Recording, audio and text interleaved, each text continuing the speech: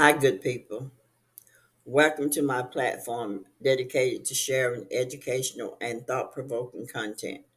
My goal is not to promote misinformation or disrespect, but to uncover, question, and reflect on the stories we have been told. I share this content because I understand the authors, institutions, and so called brotherhood have often distorted history through altered maps, rewritten texts, and selected storytelling. Much of this research comes from my study, spiritual insight, and conversations with people worldwide, including experiences through Second Life communities where truth seekers gather. We are living in a time when the eternal phenomenon is rising, and what was once buried by patriarchal is coming to light.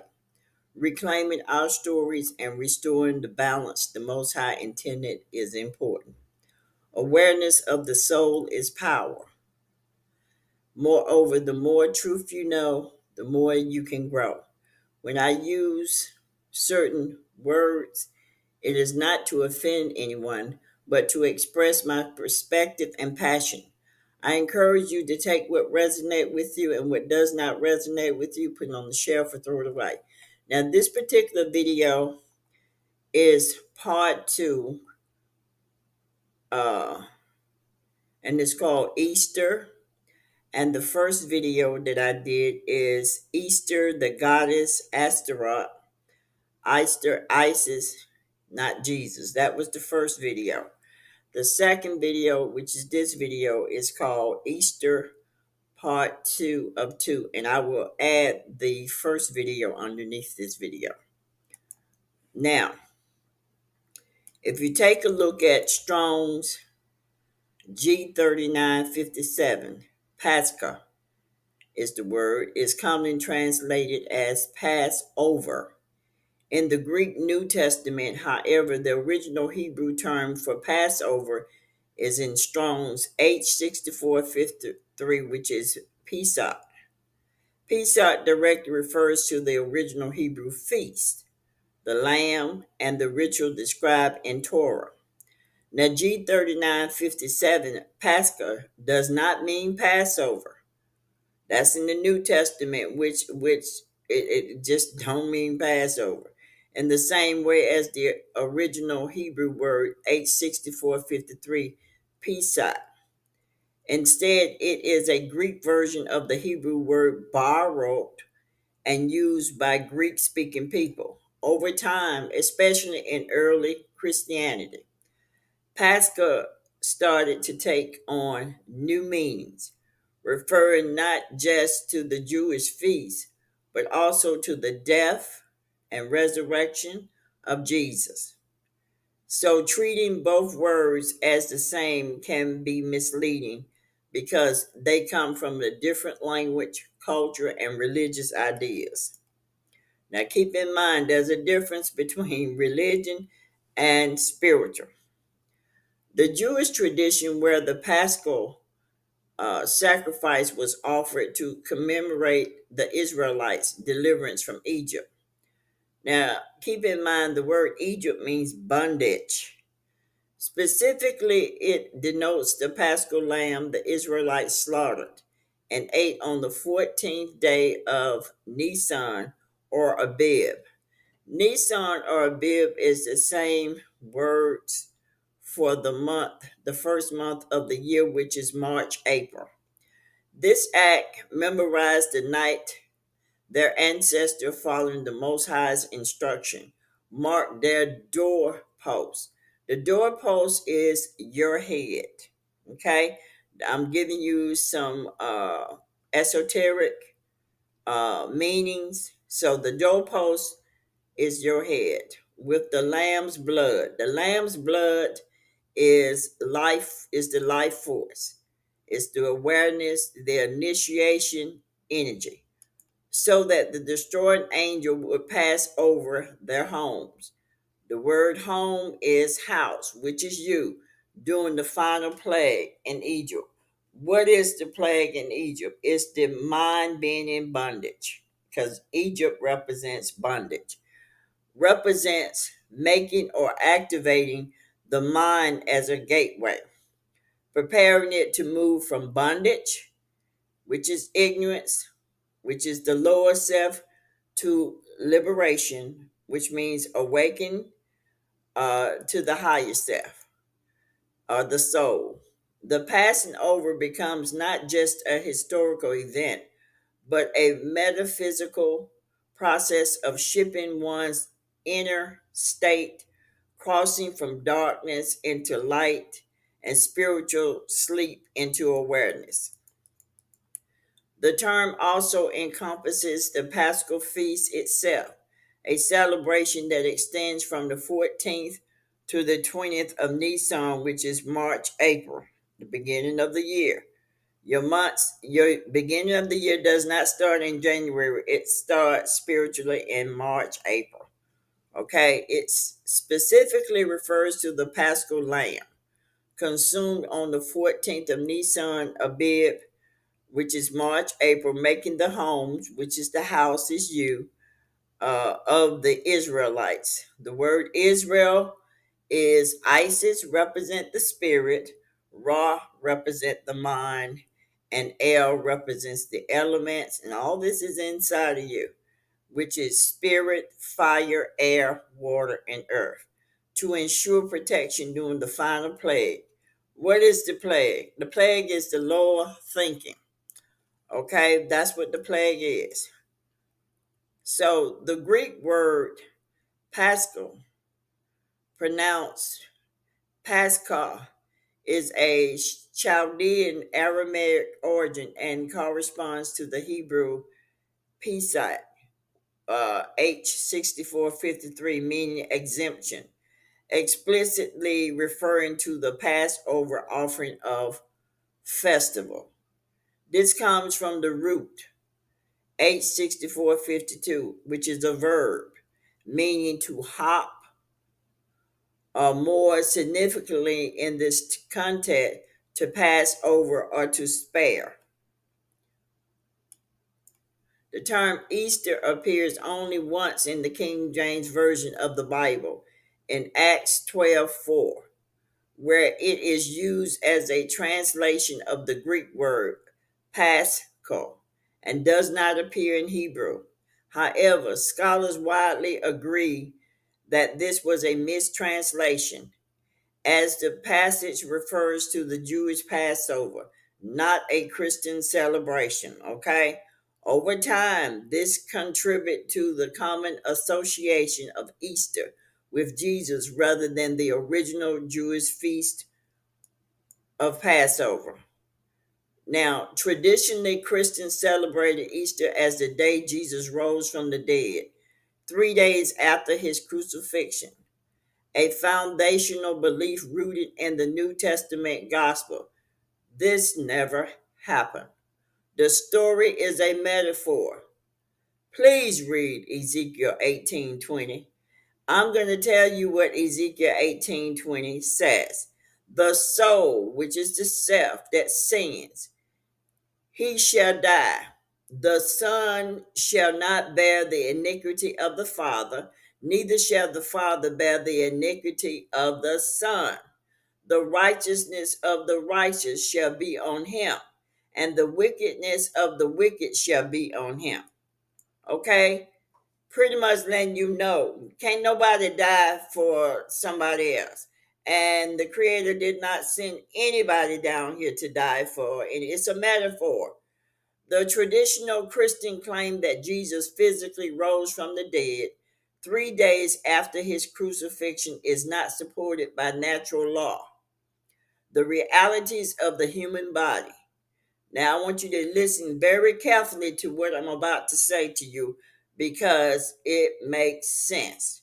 When a physical body dies, it begins to decompose and emit odor. It smells, a process from which no one, including Jesus, would be exempt. Why? Because this Jesus supposedly had a body like yours. Now, instead of taking the resurrection literally, These 3 days are understood esoterically. There is a word called exoteric and exoteric. Now, as part of the soul's natural transition after death, in many spiritual culture, it is known that the soul remains near the body or within the earthly plane for approximately 3 days after death, processing the separation from the physical form. This is followed by a 40-day period where the soul continues its journey on earth, either completing unfinished business or making peace with its earthly experience before it entirely depart from the next stage or its existence. After the point, what people often perceive as talking to ancestors may no longer be a communication with an actual soul of their loved one, but instead with other unseen entities or spirits that are not who they claim to be. This is why spiritual discernment is essential. Just because a voice or a presence feels familiar doesn't mean it is truly who it says it is. The understanding aligns with universal metaphysic principles rather than literal history claims. The resurrection narrative encodes symbolic truth about the soul's evolution, transformation, and ascension rather than a miraculous return of a decaying body to a physical life. That didn't happen, people.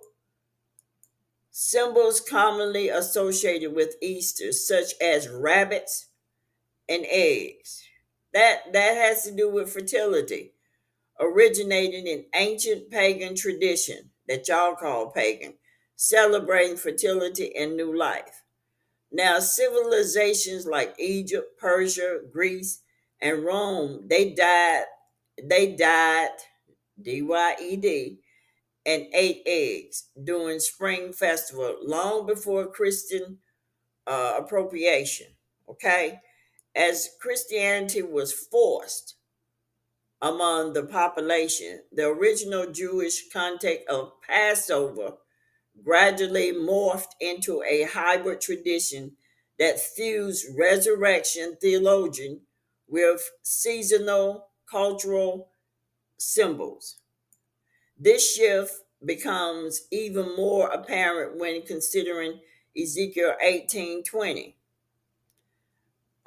which is about the soul and its sinning, and that nobody and it talks about Jesus dying for human in the place of humanity. That didn't happen. Ezekiel emphasizes personal accountability for your action, just as Philippians 2:12 does. If you look at Ezekiel 18:20 and Philippians 2:12, they're saying the same thing. Now, Ezekiel 18:20 and Philippians 2:12 are deeply aligned in their message. Though spoken in different contexts and era, Ezekiel declares the soul that sins, it shall die. The son should not bear the iniquity of the father, and a clear statement that each individual is accountable for their own actions, and that no one can substitute or atone for the spiritual debt of another. This directly challenges doctrine or inheritance guilt of salvation. Philippians 2:12 echoes the same truth from a different angle, urging the seeker to work out your own salvation with fear and trembling. Esoterically, both verses are calling the soul to awaken to its path, its karmic imprint, its inner shadows, its divine potential. Salvation is not handed down, bought, or transferred. It must be realized from within. The fear is reverence before the mystery of the soul divine origin. And the trembling is the profound transformation that comes when one begins the sacred work of inner purification. Together, these verses affirm that the spiritual evolution is an individual journey. No one can walk it for you, and no external figure can bypass the soul's need to do its inner work. Okay? As Christianity distanced itself from its Jewish root, the Passover foundational meaning was eclipsed by a new narrative, Easter, centered on Jesus' death and resurrection. Never happened. However, from an esoteric perspective, that is not about Jesus. The Passover story takes on a different symbolic depth. The lamb whose blood marked the doorpost is astrological as Aries. Lamb is the Aries, the ram, the first sign of the zodiac, and the astronomical rule of the spring equinox. Aries represent fiery intuitorial energy, which is new beginning and bursting forth of life after winter, perfectly aligned with the season of Passover. The blood then symbolizes a substitutionary sacrifice, but a life force and spiritual ignition, making the threshold of awareness as one moves from bondage, which is ignorance or ego, into liberation, which is awareness or higher self. The doorpost becomes an esoteric gateway, and passing over takes on the meaning of an inner transformation, a shift in one's spiritual state or level of awareness, initiated by the cosmic timing and personal readiness. The conclusion. In conclusion, what has become known today as Easter is a layered tradition blending ancient Jewish, East, early Christian, and pre Christian pagan uh, e- elements into a single uh, cultural observance. As its roots, the word Pascha points us back to the Jewish Passover, a symbolic event focused on liberation, spiritual awakening, and eternal timing. However, over centuries, this sacred observance was overlaid with theological claim about resurrection and substitutionary atonement that conflict with the clear personal accountability described in Ezekiel 18:20 and the call to inner transformation in Philippians 2:12. When we peel back the religious overlays, we uncover a more universal esoteric truth. The journey of the soul in individual transformation and cannot be outsourced. Even the timing and the symbolic of Easter reflects this spiritual cycle, as they originate from older fertility and renewal rites tied to the goddess Aster, as known as Esther, Inanna, and Isis, all goddesses of love, war, spring, rebirth, and the morning star. She was venerated across ancient Mesopotamia, Canaan, and Phoenicia and early Europe. She was only associated with the planet Venus and honored in spring festival featuring symbols of the fertility such as eggs, rabbits, and flowers. These feminine archetypes represent the cycles of life, death, and rebirth long before Christianity emerged. Therefore, modern Easter is not just Christian holiday. It is a spiritual mosaic, a convergence of mythologies. celestial patterns, and human yielding for renewal. When understood through this lens, it invites us not to believe in a singular historical event because it didn't happen, but to awaken the eternal process of resurrection within ourselves. I've said to people over and over and over and over again, everything takes place within the self. What you see that is written in an allegory or a metaphor. So the stories of the archetypes and deities, that's you. And you must pick up these books with your discernment to see it from a spiritual standpoint. What prompted me to do this particular video, which I should have did it first, was someone decided they wanted to be cute, and I had not talked to her in years, and she decided to put something in my inbox on Facebook, and so I politely deleted it because it was not valid for me, and I just blocked her because she's older than me and she should be in a different place by now. But I guess not. Some people will stay where they're comfortable at. But you cannot grow being complacent.